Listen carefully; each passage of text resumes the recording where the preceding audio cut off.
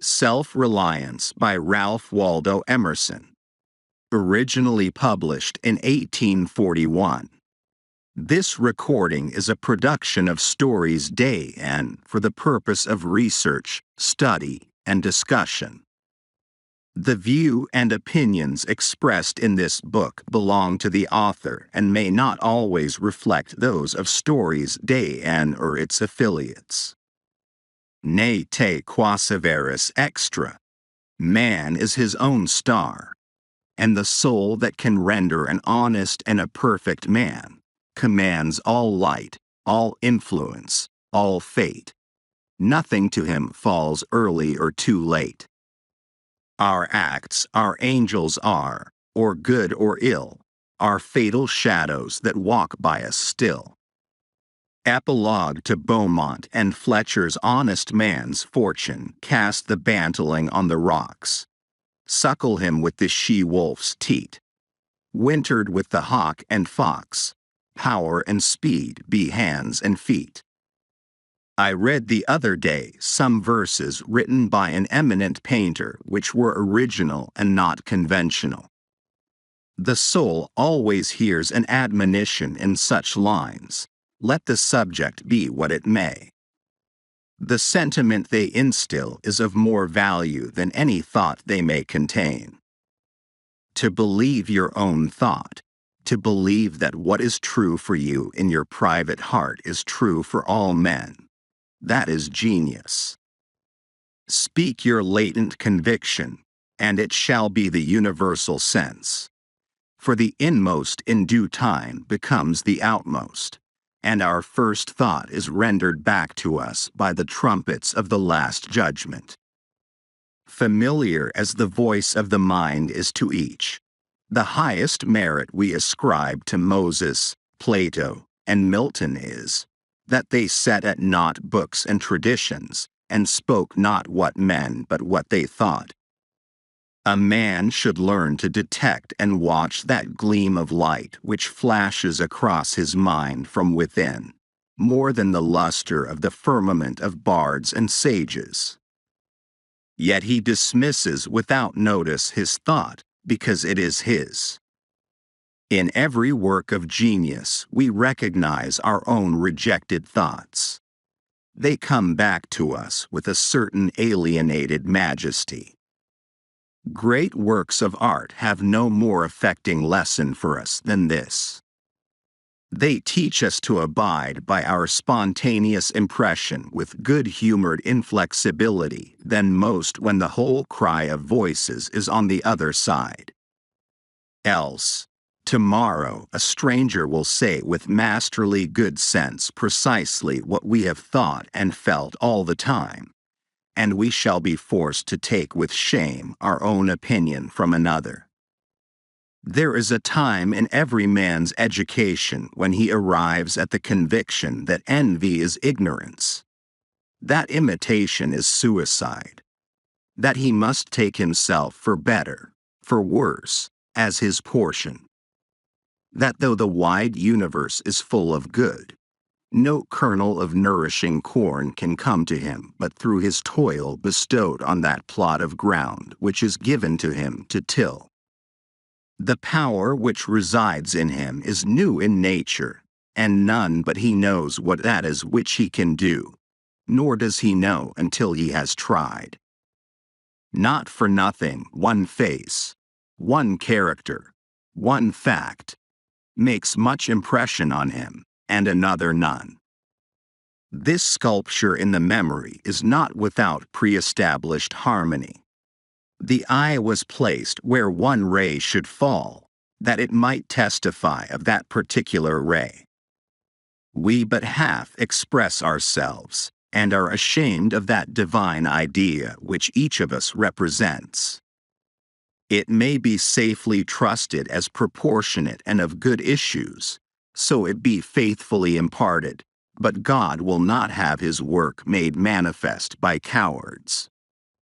A man is relieved and gay when he has put his heart into his work and done his best. But what he has said or done otherwise shall give him no peace. It is a deliverance which does not deliver. In the attempt, his genius deserts him. No muse befriends, no invention, no hope. Trust thyself. Every heart vibrates to that iron string. Accept the place the divine providence has found for you, the society of your contemporaries, the connection of events. Great men have always done so, and confided themselves childlike to the genius of their age, betraying their perception that the absolutely trustworthy was seated at their heart, working through their hands, predominating in all their being. And we are now men, and must accept in the highest mind the same transcendent destiny, and not minors and invalids in a protected corner, not cowards fleeing before a revolution, but guides, redeemers, and benefactors, obeying the almighty effort, and advancing on chaos and the dark. What pretty oracles nature yields us on this text, in the face and behavior of children, babes, and even brutes. That divided and rebel mind. That distrust of a sentiment because our arithmetic has computed the strength and means opposed to our purpose, these have not. Their mind being whole, their eye is as yet unconquered, and when we look in their faces, we are disconcerted. Infancy conforms to nobody. All conform to it, so that one babe commonly makes 4 or 5 out of the adults who prattle and play to it. So God has armed youth and puberty and manhood no less with its own piquancy and charm, and made it enviable and gracious and its claims not to be put by, if it will stand by itself. Do not think the youth has no force, because he cannot speak to you and me. Hark! In the next room his voice is sufficiently clear and emphatic. It seems he knows how to speak to his contemporaries. Bashful or bold, then, he will know how to make us seniors very unnecessary. The nonchalance of boys who are sure of a dinner, and would disdain as much as a lord to do or say aught to conciliate one, is the healthy attitude of human nature. A boy is in the parlor what the pit is in the playhouse. Independent, irresponsible, looking out from his corner on such people and facts as pass by.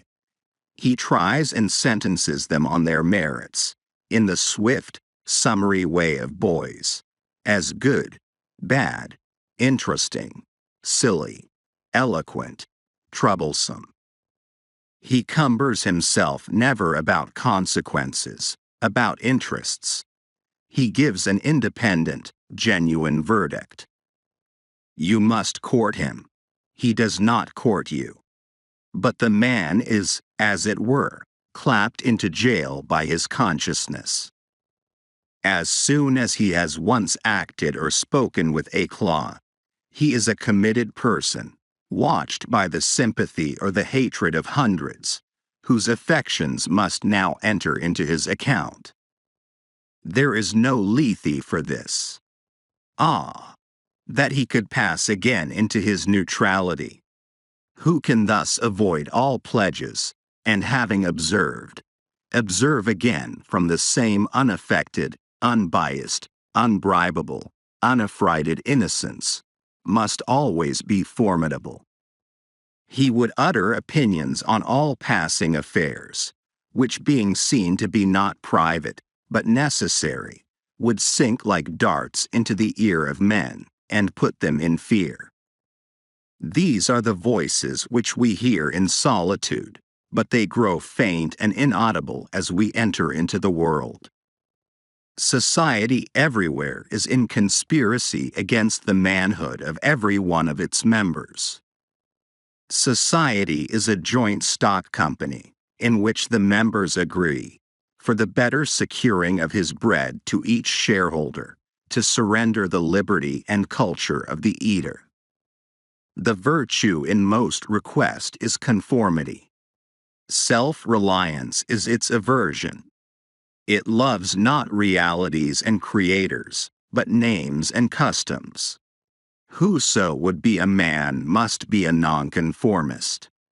He who would gather immortal palms must not be hindered by the name of goodness, but must explore if it be goodness.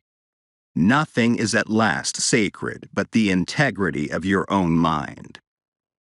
Absolve you to yourself, and you shall have the suffrage of the world. I remember an answer which when quite young I was prompted to make to a valued adviser, who was wont to importune me with the dear old doctrines of the Church. On my saying, "What have I to do with the sacredness of traditions, if I live wholly from within?" My friend suggested, "But these impulses may be from below, not from above." I replied, "They do not seem to me to be such. But if I am the devil's child, I will live then from the devil. No law can be sacred to me but that of my nature. Good and bad are but names very readily transferable to that or this. The only right is what is after my constitution, the only wrong what is against it. A man is to carry himself in the presence of all opposition, as if everything were titular and ephemeral but he. I am ashamed to think how easily we capitulate to badges and names, to large societies and dead institutions. Every decent and well-spoken individual affects and sways me more than is right. I ought to go upright and vital, and speak the rude truth in all ways. If malice and vanity wear the coat of philanthropy, shall that pass? If an angry bigot assumes this bountiful cause of abolition, and comes to me with his last news from Barbados, why should I not say to him, "Go love thy infant. Love thy wood chopper. Be good-natured and modest. Have that grace. And never varnish your hard, uncharitable ambition with this incredible tenderness for black folk 1,000 miles off. Thy love afar is spite at home. Rough and graceless would be such greeting, but truth is handsomer than the affectation of love. Your goodness must have some edge to it, else it is none. The doctrine of hatred must be preached as the counteraction of the doctrine of love when that pules and whines. I shun father and mother and wife and brother when my genius calls me. I would write on the lintels of the doorpost, whim. I hope it is somewhat better than whim at last, but we cannot spend the day in explanation. Expect me not to show cause why I seek or why I exclude company. Then, again, do not tell me, as a good man did today, of my obligation to put all poor men in good situations. Are they my poor? I tell thee, thou foolish philanthropist, that I grudge the dollar, the dime, the cent, I give to such men as do not belong to me and to whom I do not belong. There is a class of persons to whom by all spiritual affinity I am bought and sold. For them I will go to prison, if need be. But your miscellaneous popular charities, the education at college of fools, the building of meeting houses to the vain end to which many now stand, alms to sots, and the thousandfold relief societies. Though I confess with shame I sometimes succumb and give the dollar, it is a wicked dollar which by and by I shall have the manhood to withhold. Virtues are, in the popular estimate, rather the exception than the rule. There is the man and his virtues. Men do what is called a good action, as some piece of courage or charity, much as they would pay a fine in expiation of daily non-appearance on parade. Their works are done as an apology or extenuation of their living in the world, as invalids and the insane pay a high board. Their virtues are penances. I do not wish to expiate, but to live. My life is for itself and not for a spectacle. I much prefer that it should be of a lower strain, so it be genuine and equal, than that it should be glittering and unsteady. I wish it to be sound and sweet, and not to need diet and bleeding. I ask primary evidence that you are a man, and refuse this appeal from the man to his actions. I know that for myself it makes no difference whether I do or forbear those actions which are reckoned excellent. I cannot consent to pay for a privilege where I have intrinsic right. Few and mean as my gifts may be, I actually am, and do not need for my own assurance or the assurance of my fellows any secondary testimony. What I must do is all that concerns me, not what the people think. This rule, equally arduous in actual and in intellectual life, may serve for the whole distinction between greatness and meanness. It is the harder, because you will always find those who think they know what is your duty better than you know it. It is easy in the world to live after the world's opinion. It is easy in solitude to live after our own. But the great man is he who in the midst of the crowd keeps with perfect sweetness the independence of solitude. The objection to conforming to usages that have become dead to you is that it scatters your force. It loses your time and blurs the impression of your character.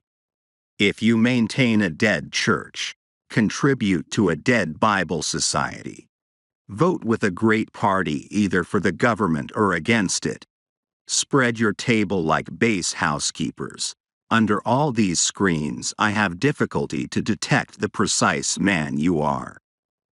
And, of course, so much force is withdrawn from your proper life. But do your work, and I shall know you. Do your work, and you shall reinforce yourself. A man must consider what a blindman's buff is this game of conformity. If I know your sect, I anticipate your argument. I hear a preacher announce for his text and topic the expediency of one of the institutions of his church. Do I not know beforehand that not possibly can he say a new and spontaneous word? Do I not know that, with all this ostentation of examining the grounds of the institution, he will do no such thing? Do I not know that he is pledged to himself not to look but at one side, the permitted side, not as a man, but as a parish minister? He is a retained attorney, and these airs of the bench are the emptiest affectation. Well, most men have bound their eyes with one or another handkerchief, and attached themselves to some one of these communities of opinion. This conformity makes them not false in a few particulars, authors of a few lies, but false in all particulars. Their every truth is not quite true. Their two is not the real two, their four not the real four.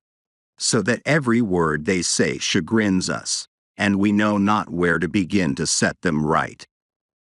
Meantime, nature is not slow to equip us in the prison uniform of the party to which we adhere. We come to wear one cut of face and figure, and acquire by degrees the gentlest asinine expression. There is a mortifying experience in particular, which does not fail to wreak itself also in the general history. I mean, the foolish face of praise, the forced smile which we put on in company where we do not feel at ease in answer to conversation which does not interest us. The muscles, not spontaneously moved, but moved by a low usurping willfulness, grow tight about the outline of the face with the most disagreeable sensation. For nonconformity, the world whips you with its displeasure.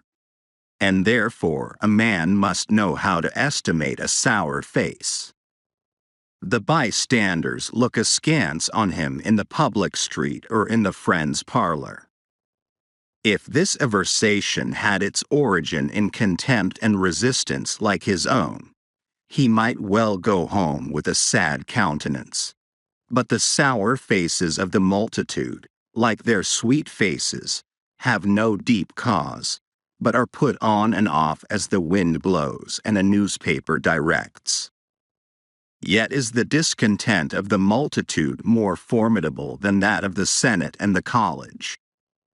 It is easy enough for a firm man who knows the world to brook the rage of the cultivated classes. Their rage is decorous and prudent, for they are timid as being very vulnerable themselves. But when to their feminine rage the indignation of the people is added, when the ignorant and the poor are aroused, when the unintelligent brute force that lies at the bottom of society is made to growl and mow, it needs the habit of magnanimity and religion to treat it godlike as a trifle of no concernment. The other terror that scares us from self-trust is our consistency, a reverence for our past act or word, because the eyes of others have no other data for computing our orbit than our past acts, and we are loath to disappoint them. But why should you keep your head over your shoulder?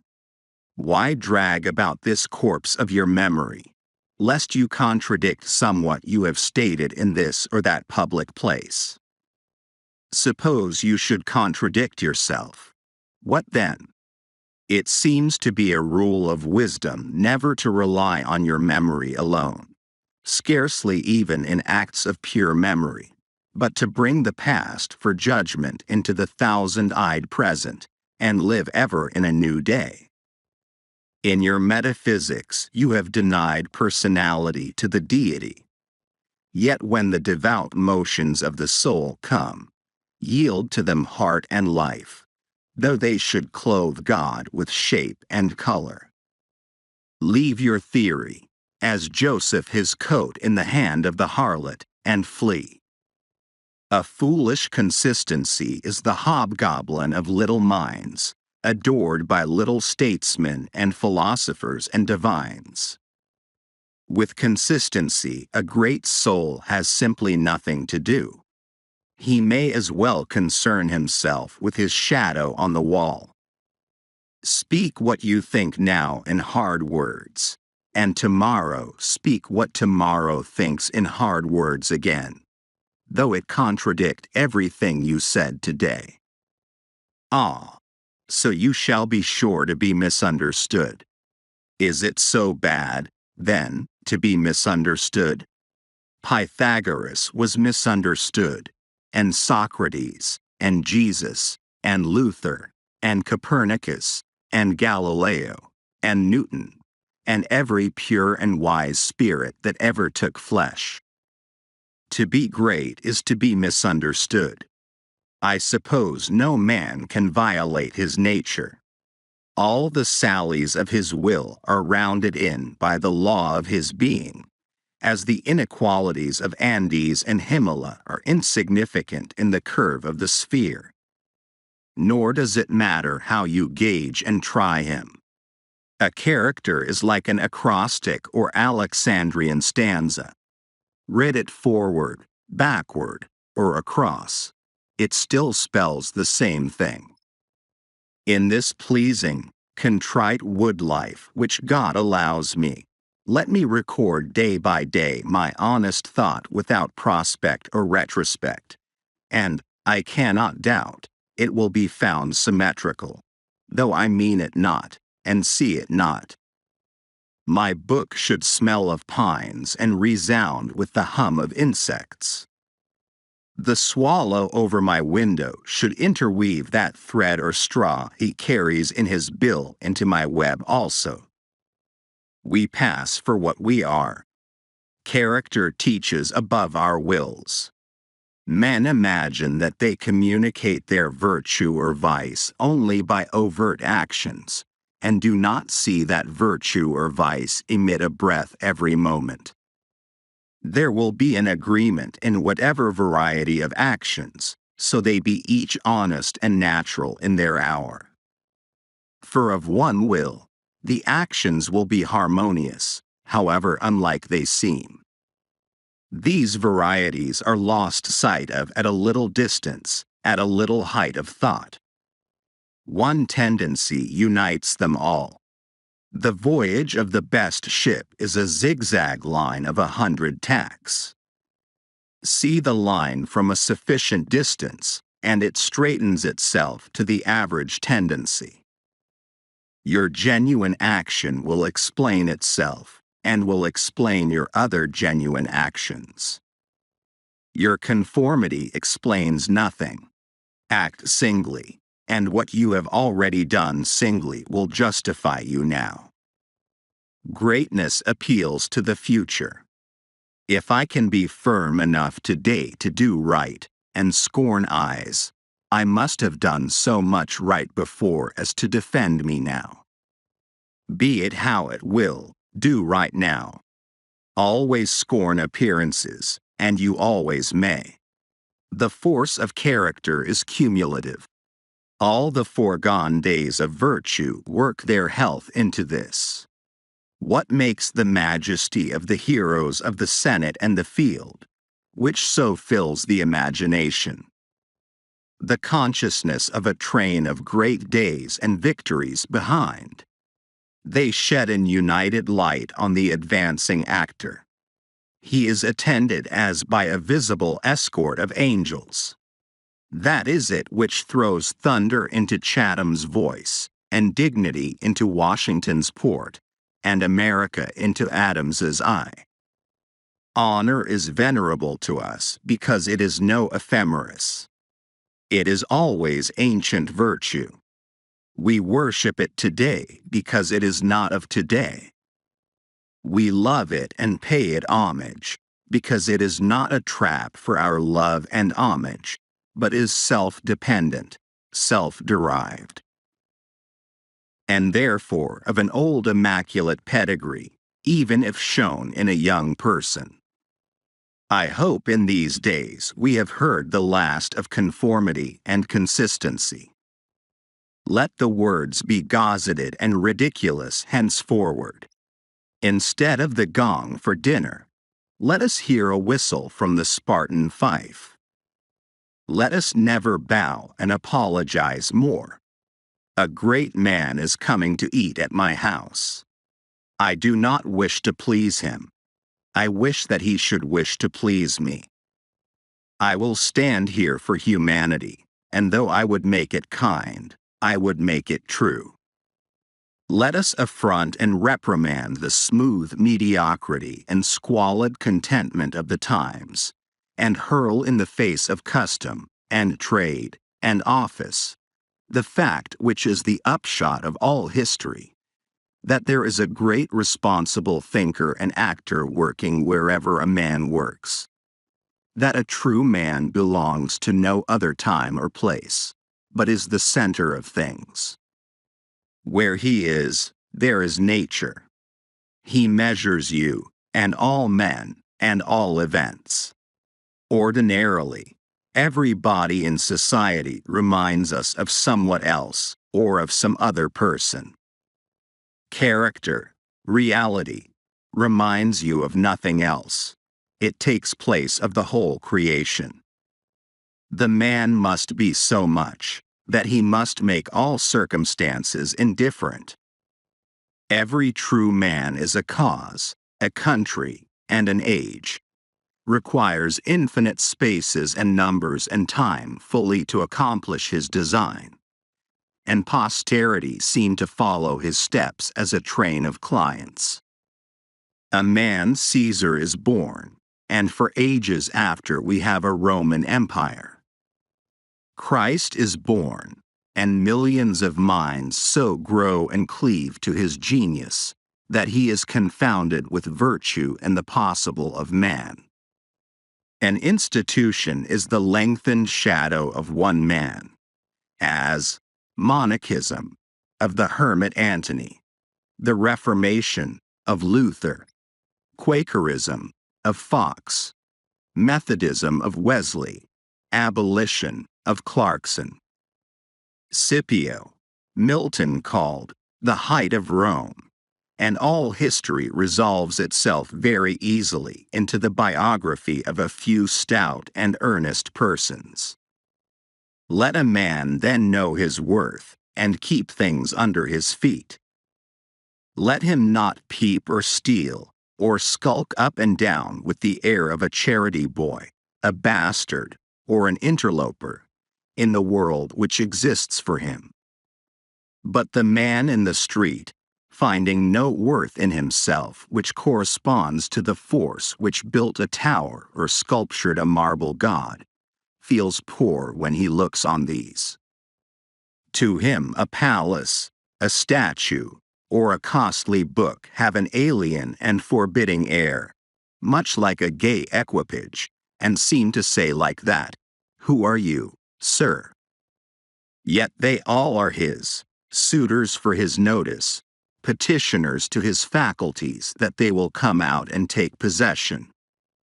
The picture waits for my verdict. It is not to command me, but I am to settle its claims to praise. That popular fable of the sot who was picked up dead drunk in the street, carried to the Duke's house, washed and dressed and laid in the Duke's bed, and, on his waking, treated with all obsequious ceremony like the Duke, and assured that he had been insane, owes its popularity to the fact that it symbolizes so well the state of man, who is in the world a sort of sot, but now and then wakes up, exercises his reason, and finds himself a true prince. Our reading is mendicant and sycophantic. In history, our imagination plays us false. Kingdom and lordship, power and estate, are a gaudier vocabulary than Private John and Edward in a small house and common day's work. But the things of life are the same to both. The sum total of both is the same. Why all this deference to Alfred and Skanderbeg and Gustavus? Suppose they were virtuous. Did they wear out virtue? As great a stake depends on your private act today as followed their public and renowned steps. When private men shall act with original views, the luster will be transferred from the actions of kings to those of gentlemen. The world has been instructed by its kings, who have so magnetized the eyes of nations. It has been taught by this colossal symbol the mutual reverence that is due from man to man. The joyful loyalty with which men have everywhere suffered the king, the noble, or the great proprietor to walk among them by a law of his own, make his own scale of men and things, and reverse theirs, pay for benefits not with money but with honor, and represent the law in his person, was the hieroglyphic by which they obscurely signified their consciousness of their own right and comeliness, the right of every man. The magnetism which all original action exerts is explained when we inquire the reason of self-trust. Who is the trustee? What is the aboriginal self, on which a universal reliance may be grounded?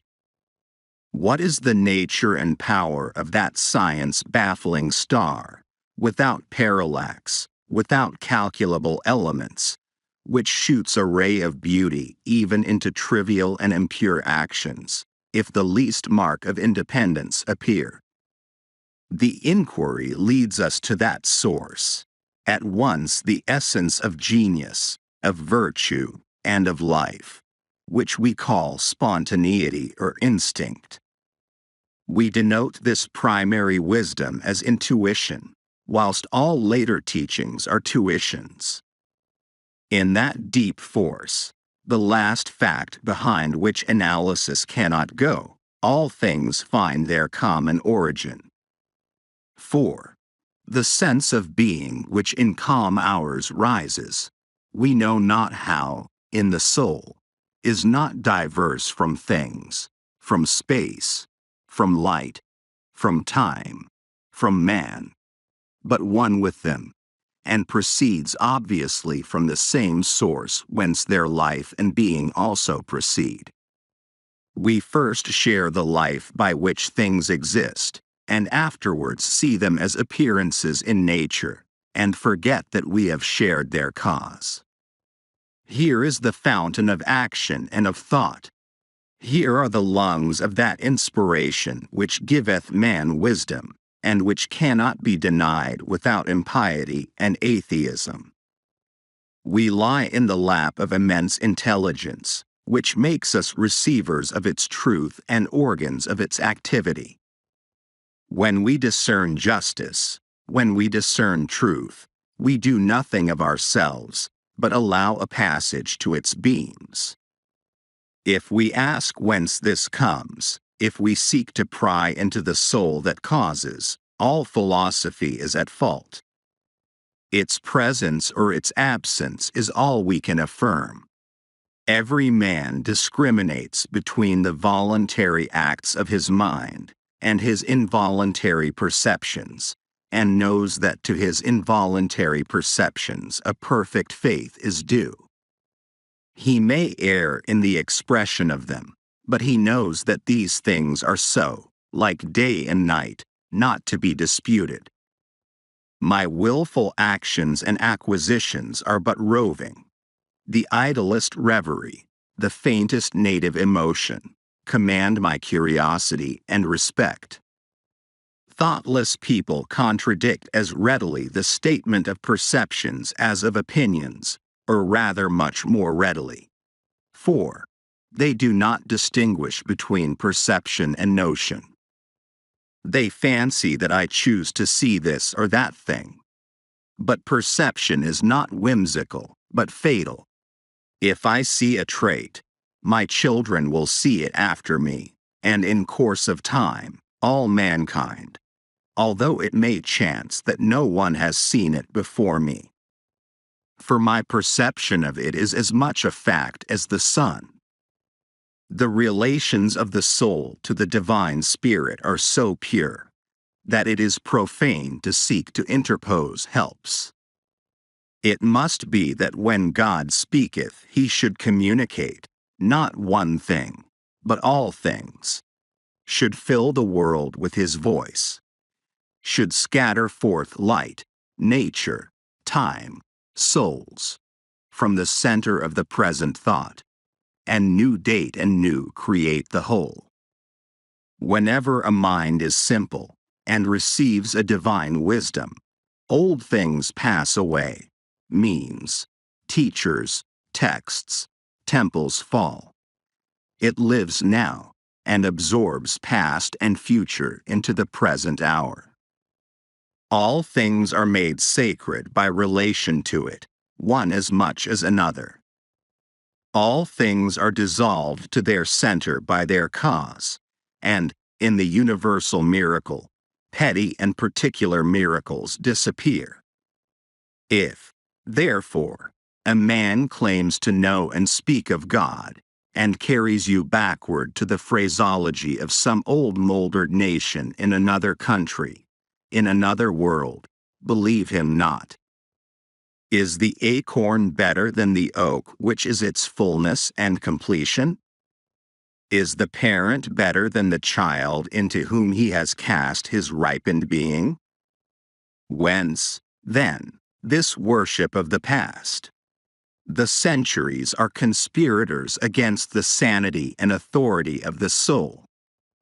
Time and space are but physiological colors which the eye makes. But the soul is light. Where it is day. Where it was, is night. And history is an impertinence and an injury, if it be anything more than a cheerful apologue or parable of my being and becoming. Man is timid and apologetic. He is no longer upright. He dares not say, I think, I am, but quotes some saint or sage. He is ashamed before the blade of grass or the blowing rose. These roses under my window make no reference to former roses or to better ones. They are for what they are. They exist with God today. There is no time to them. There is simply the rose. It is perfect in every moment of its existence.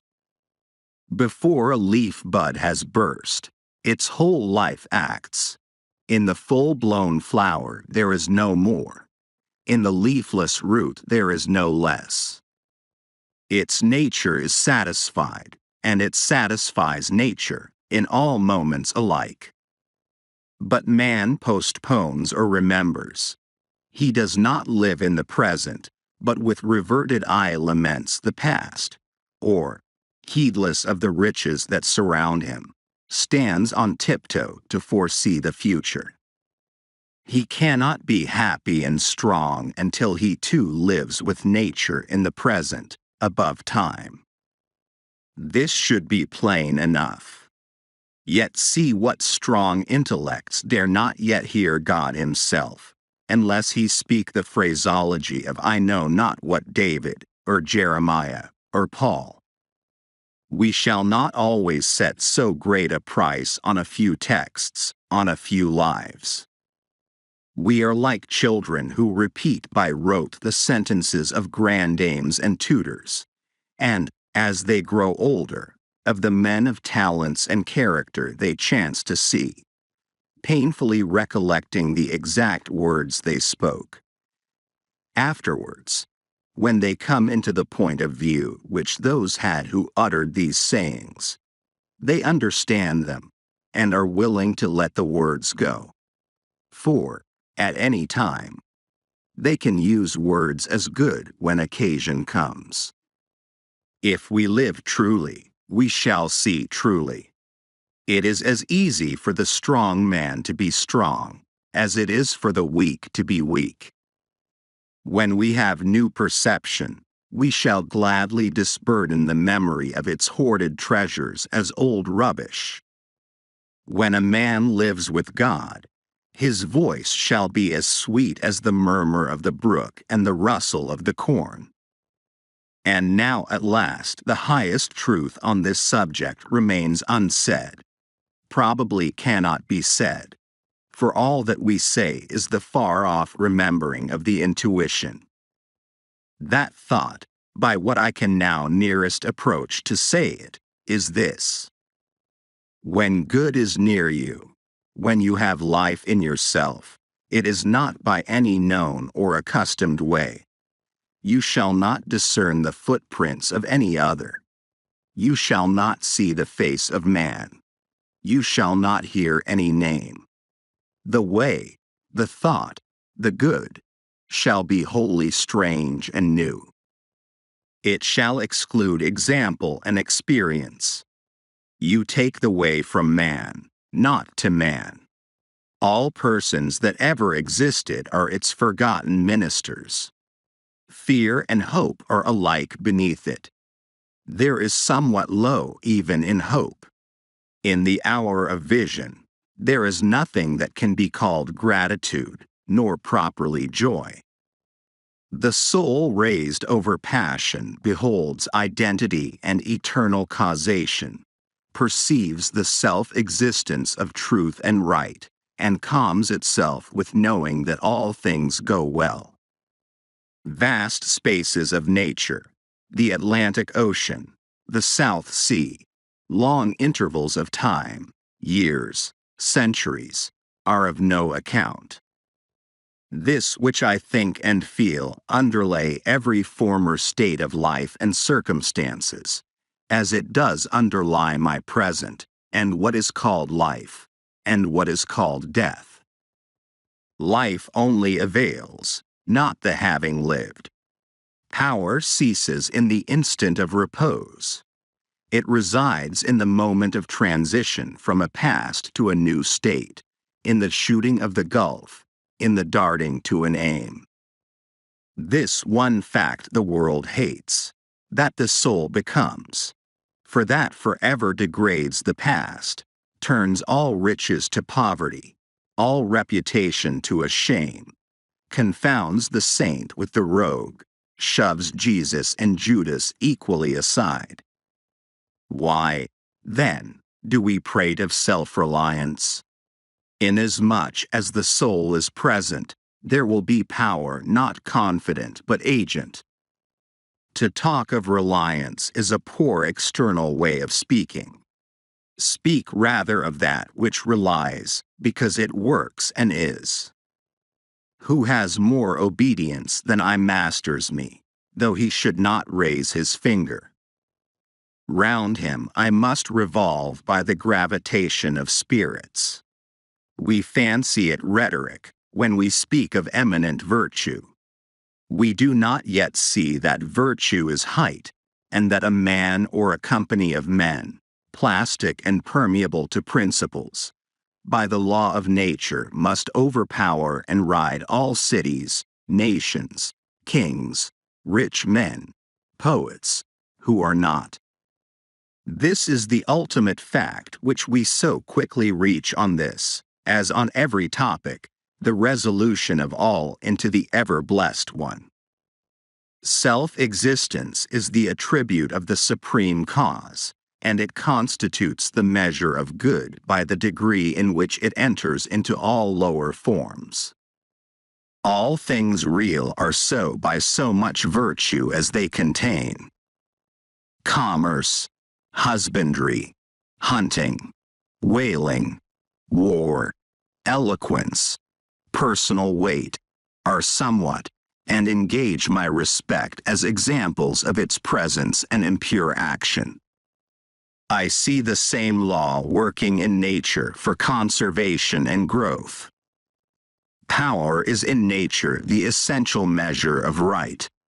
Nature suffers nothing to remain in her kingdoms which cannot help itself. The genesis and maturation of a planet, its poise and orbit, the bended tree recovering itself from the strong wind, the vital resources of every animal and vegetable, are demonstrations of the self-sufficing, and therefore self-relying soul. Thus all concentrates. Let us not rove. Let us sit at home with the cause. Let us stun and astonish the intruding rabble of men and books and institutions by a simple declaration of the divine fact. Bid the invaders take the shoes from off their feet, for God is here within. Let our simplicity judge them, and our docility to our own law demonstrate the poverty of nature and fortune beside our native riches. But now we are a mob. Man does not stand in awe of man, nor is his genius admonished to stay at home, to put itself in communication with the internal ocean, but it goes abroad to beg a cup of water of the urns of other men. We must go alone. I like the silent church before the service begins, better than any preaching. How far off, how cool, how chaste the persons look, begirt each one with a precinct or sanctuary. So let us always sit. Why should we assume the faults of our friend, or wife, or father, or child, because they sit around our hearth, or are said to have the same blood? All men have my blood, and I have all men's. Not for that will I adopt their petulance or folly, even to the extent of being ashamed of it. But your isolation must not be mechanical, but spiritual, that is, must be elevation. At times, the whole world seems to be in conspiracy to importune you with emphatic trifles.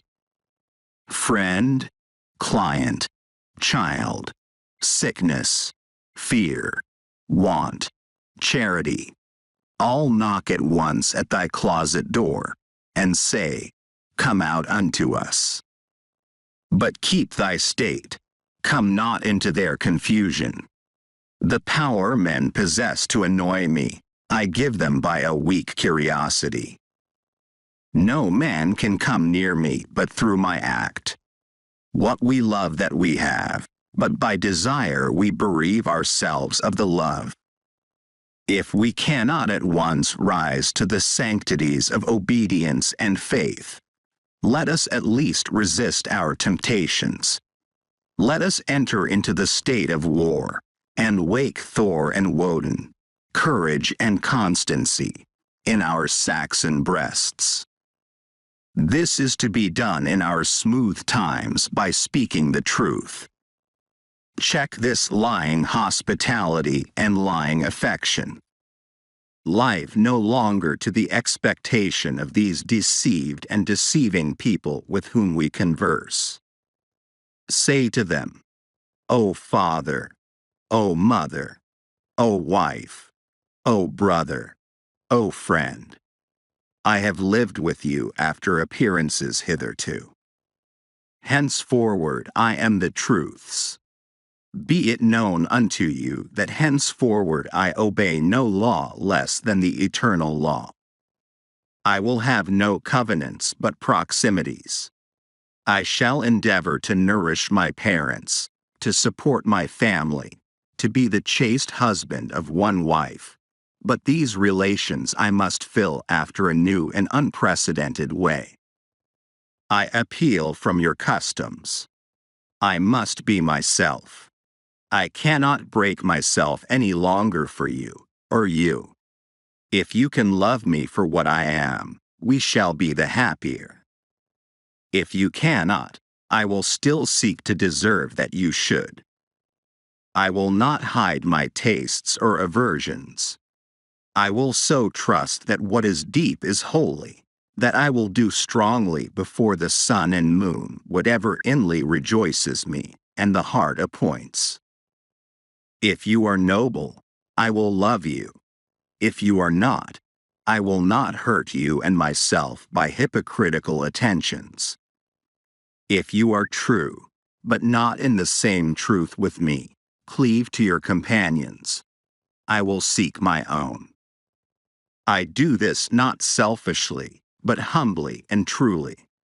It is alike your interest, and mine, and all men's, however long we have dwelt in lies, to live in truth. Does this sound harsh today? You will soon love what is dictated by your nature as well as mine, and, if we follow the truth, it will bring us out safe at last.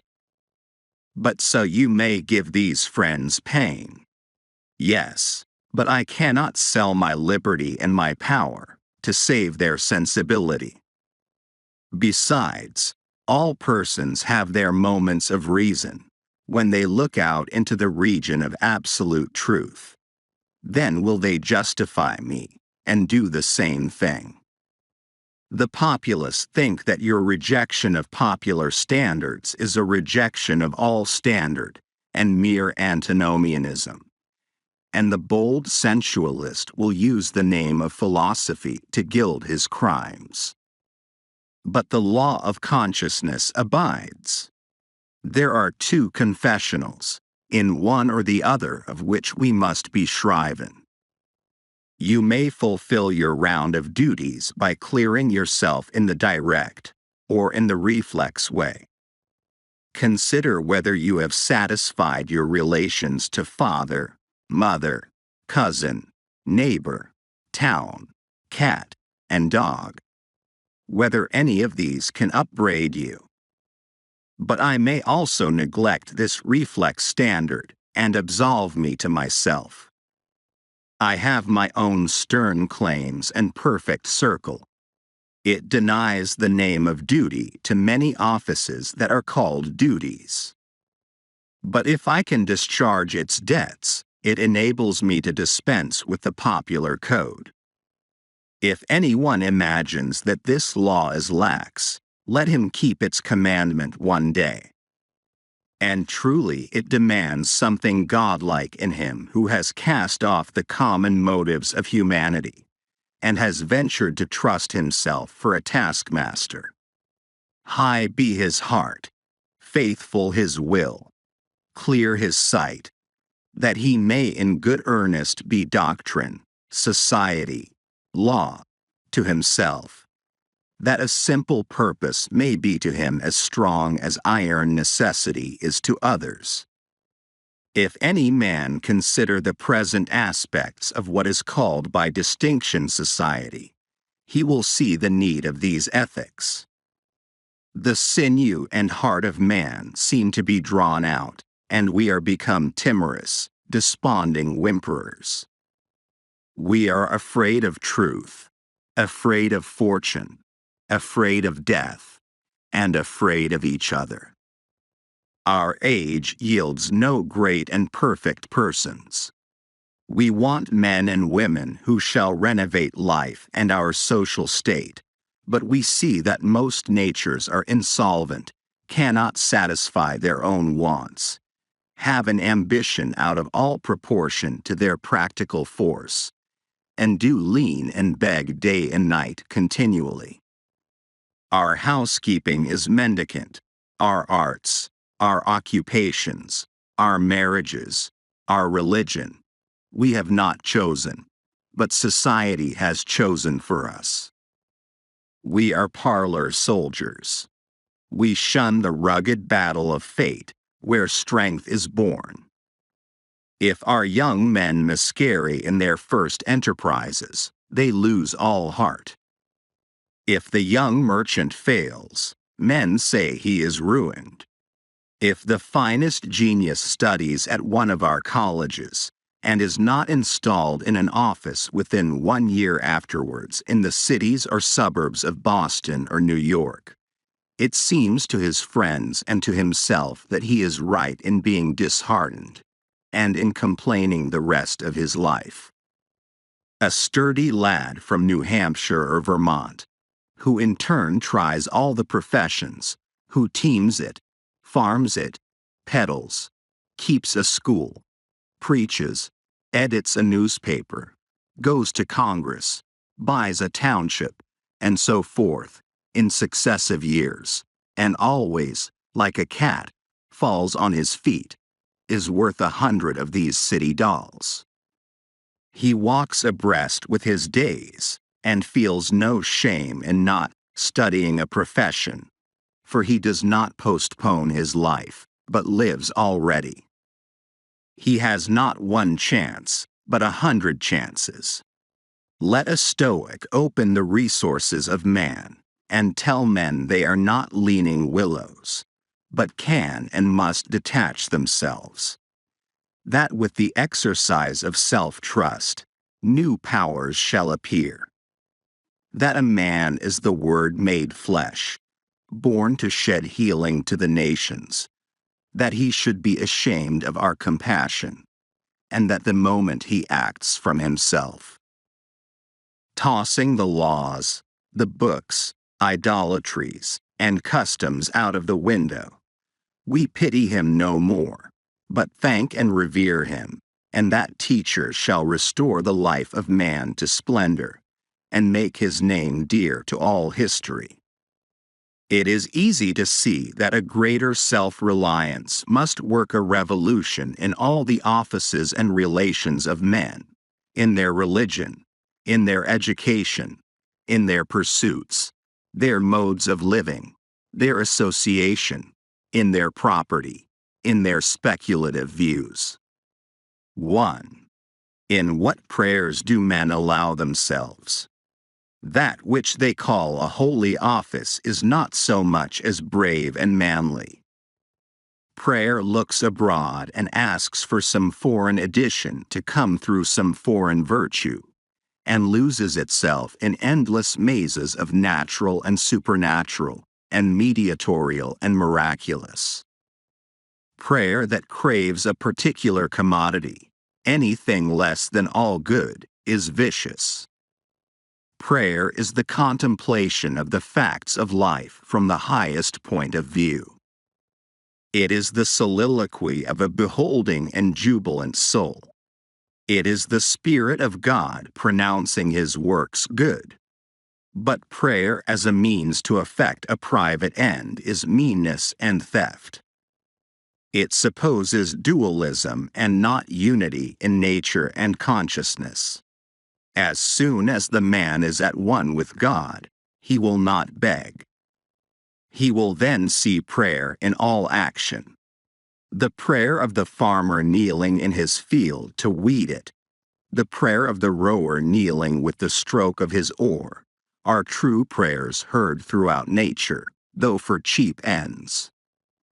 Karatich, in Fletcher's Bonduca, when admonished to inquire the mind of the god Audate, replies, "His hidden meaning lies in our endeavors.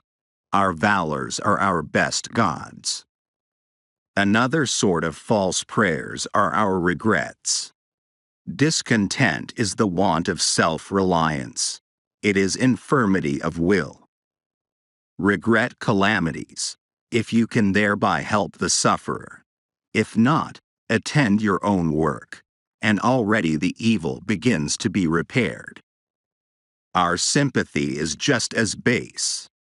We come to them who weep foolishly, and sit down and cry for company, instead of imparting to them truth and health in rough electric shocks, putting them once more in communication with their own reason.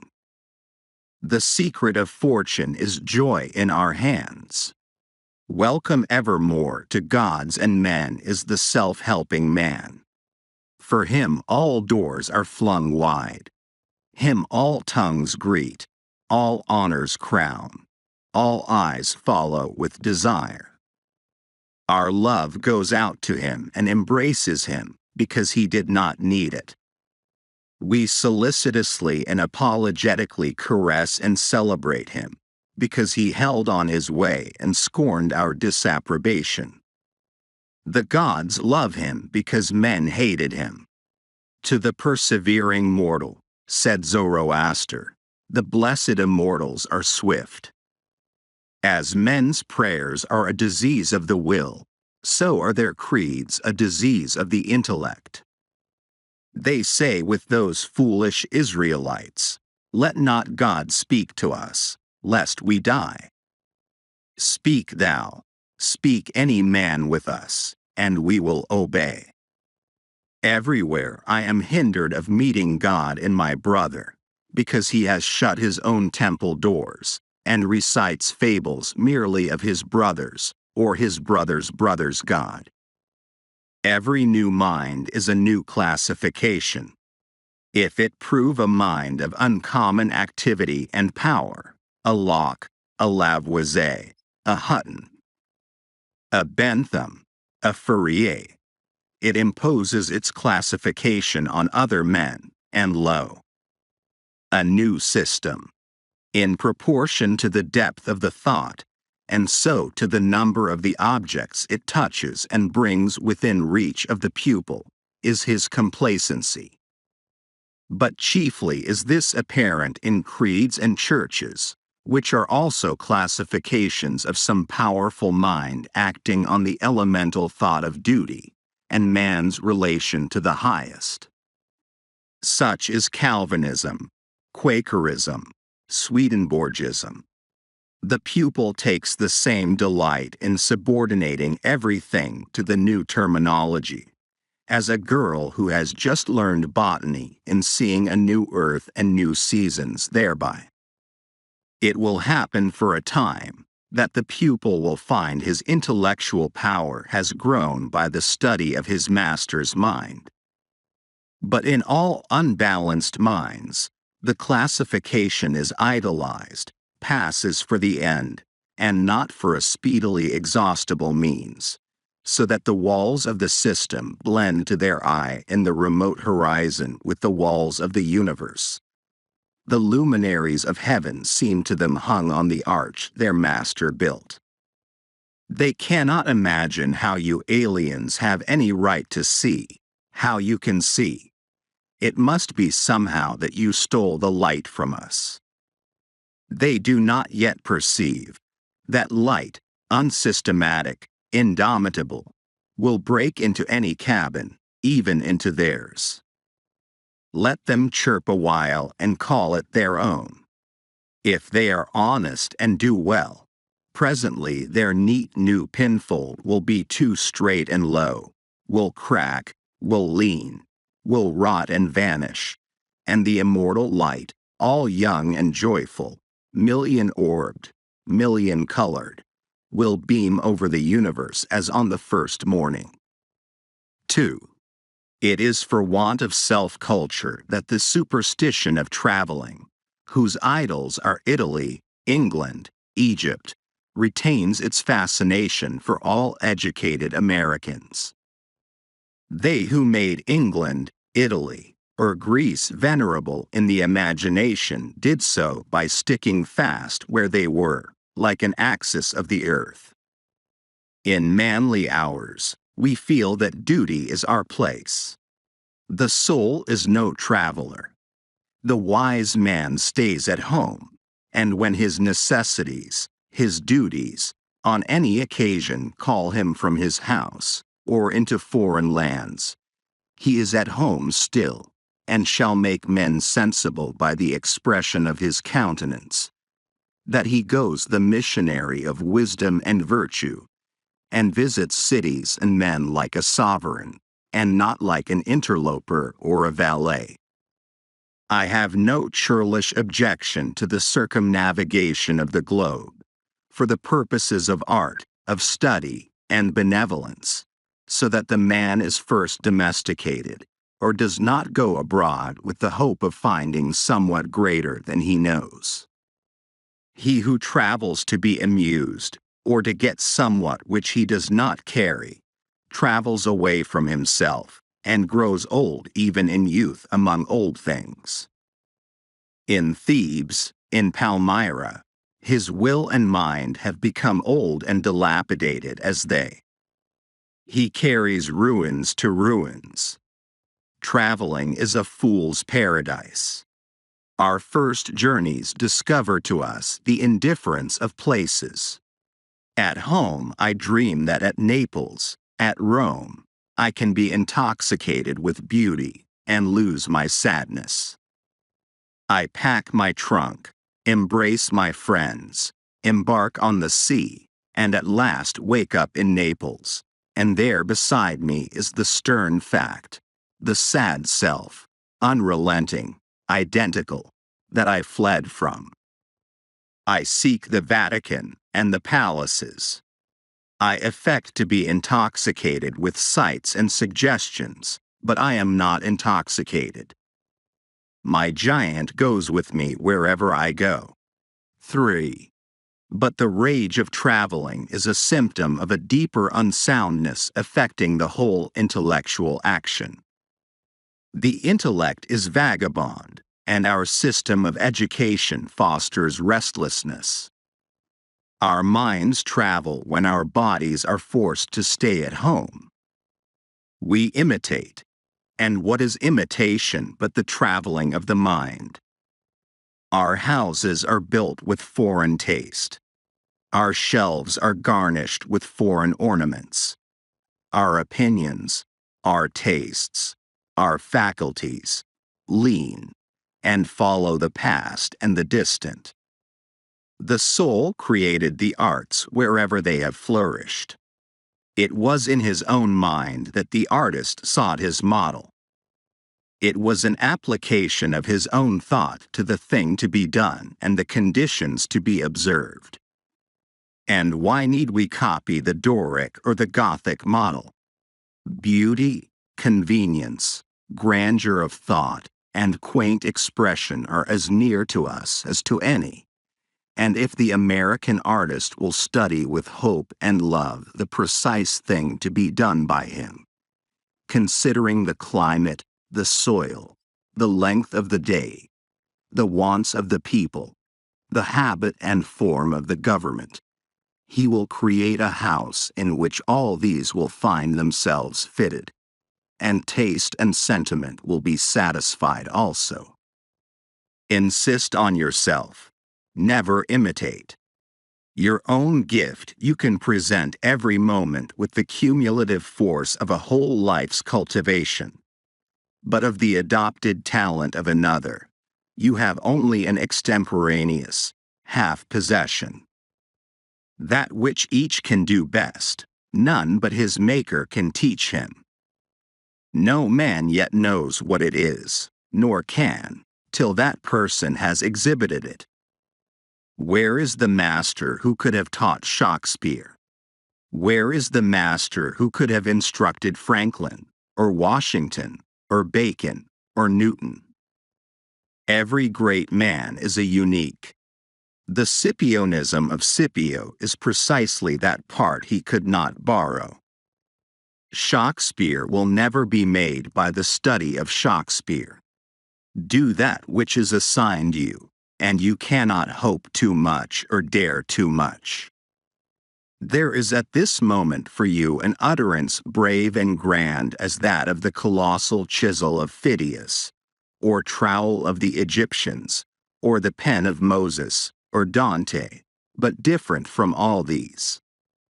Not possibly will the soul, all rich, all eloquent, with thousand cloven tongue, deign to repeat itself.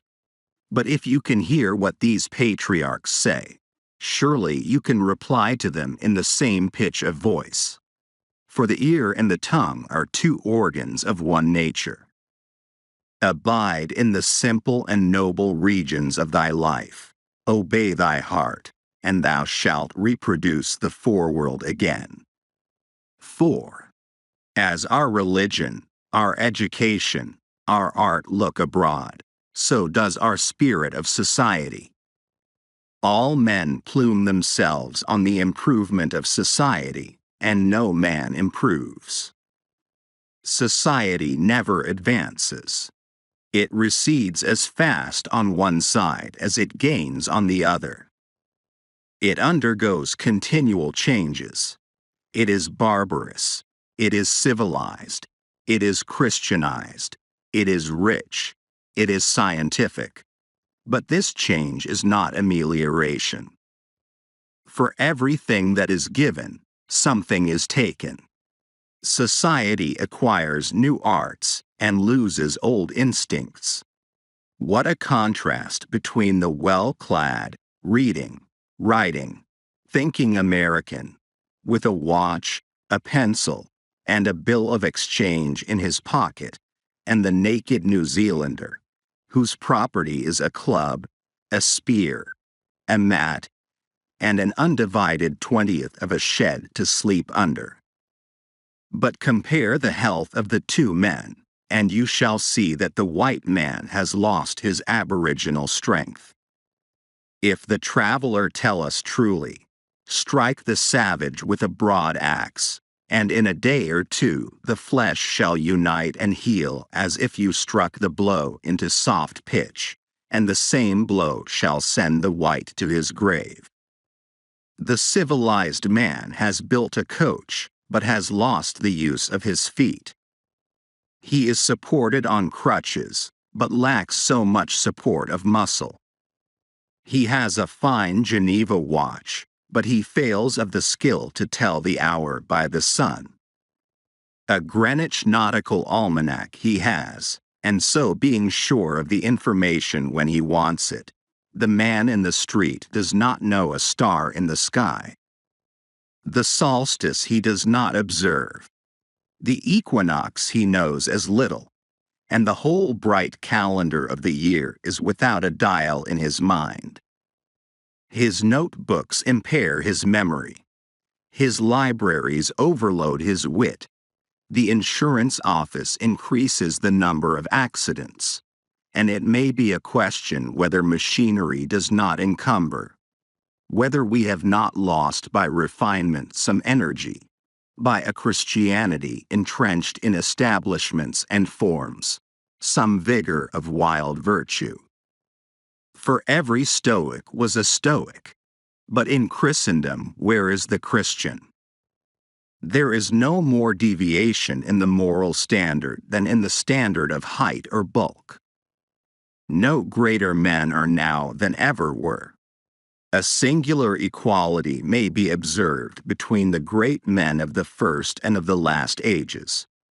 Nor can all the science, art, religion, and philosophy of the 19th century avail to educate greater men than Plutarch's heroes, 3 or 4 and 20 centuries ago.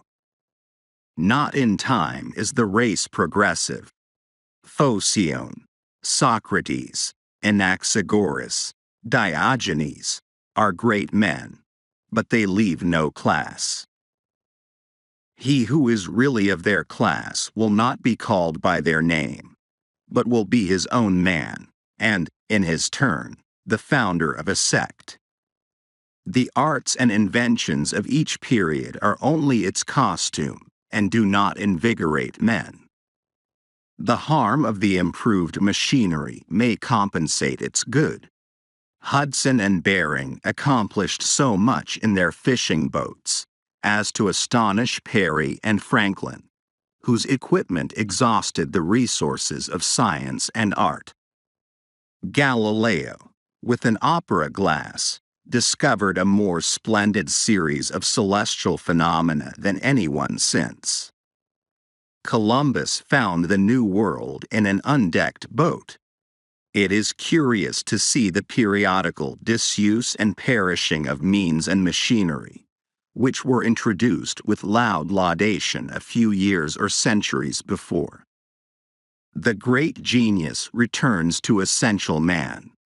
We reckon the improvements of the art of war among the triumphs of science, and yet Napoleon conquered Europe by the bivouac, which consisted of falling back on naked valor and disencumbering it of all aids.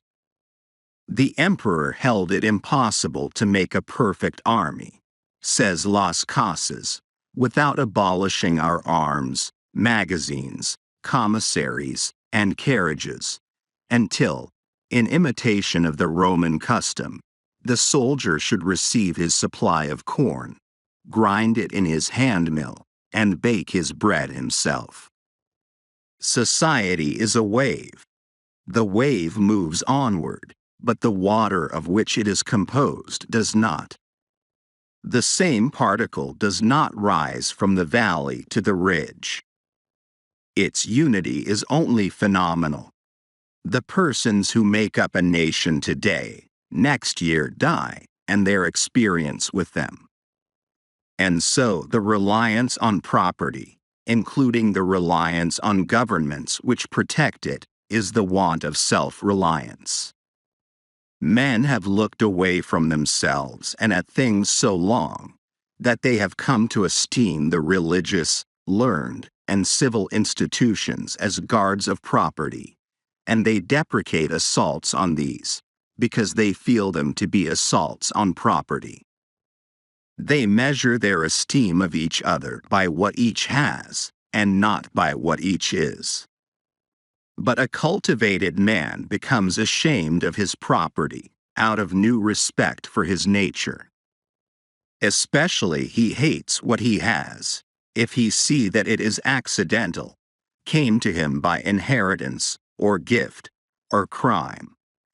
Then he feels that it is not having. It does not belong to him, has no root in him, and merely lies there, because no revolution or no robber takes it away.